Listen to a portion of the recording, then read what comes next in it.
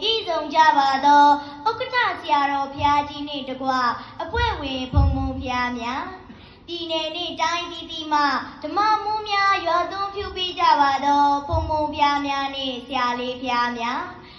ဆရာမများတုတ္တဆုံလေးဗုဒ္ဓဝေပြိုင်ပွဲကြီးကျင်းပနိုင်ရန်အဘဘမကူညီပံ့ပိုးလူဒန်းပေးကြပါသောအလူရှင်များ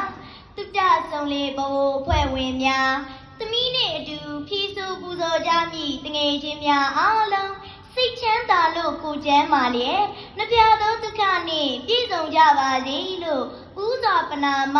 ဂါရဝပြုဆုတောင်းမေတ္တာပို့သအပ်ပါတယ်ရှင်သမီးကတော့မြင့်မင်းအရာနဒီဘေးကငကုတ်တမမဲ့ခေါ်ရွှေတောင်တော်ဝဲ6ရောင်ကွန်မြူရောင်ကြီးထူးသည့်ဇီဒီအမွန်မြတ်တလွန်ဖျားတီရှိရာ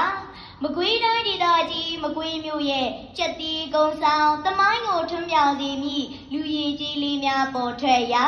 ဆရာသမားကောင်းများစုဝေးရာဘူမိနဲ့တဲ့အမတ်တေမကွေးဓမ္မစကူပညာစက္ခာရာမစာသင်တိုင်းမကွေးစာပေဌာနကပြည်ရွာကျူးတွက်ဝီစာတူးတက်စီမိတမီလေးဟေတာမျိုးချက်ပဲဖြစ်ပါတယ်ရှင်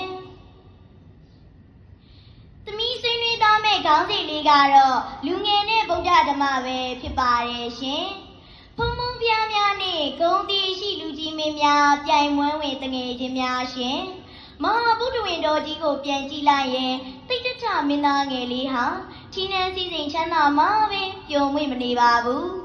မွေးဖွားလာရကြီးရဲ့အကြောင်းတရားစည်ရဲချမ်းသာအစစ်ကပါလဲသိရှိပြီးစည်ရဲဒုက္ခကလွတ်မြောက်အောင်လုပ်မေဆိုတဲ့မှန်ကန်သောဆုံးဖြတ်ချက်မလျှော့သောစိတ်လုံးသားရည်နဲ့ကြိုးစားပြီးအမှန်တရားကိုရှာဖွေတွေ့ရှိခဲ့ပါတယ်ရှင်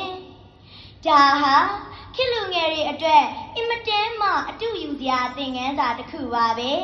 အောင်မြင်မှုချမ်းသာခြင်းစတဲ့အရာတွေကကြိုးစားအားထုတ်မှုမရှိတာမန်ဝိရိယနဲ့မရနိုင်ခိုင်မာသောရည်မှန်းချက်မစုံမနစ်ကြိုးစားအားထုတ်သောဝိရိယရှိနေမှ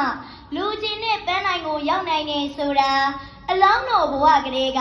အလင်းပြသလိုဖြစ်နေပါတယ်ရှင်ဒီခေတ်လူငယ်တွေအနေနဲ့ဘာသာတရားကိုရိုးရာတစ်ခုလိုသဘောထားနေခြင်းဘာသာတရားဟာခင်မမီတော်ဘူးလို့တွေးချင်ကြကုန်လျက်ကံကောင်းခြင်းတွေကဲတင်ခြင်းတွေကိုသာအလိုရှိနေတော့တာပါပဲရှင်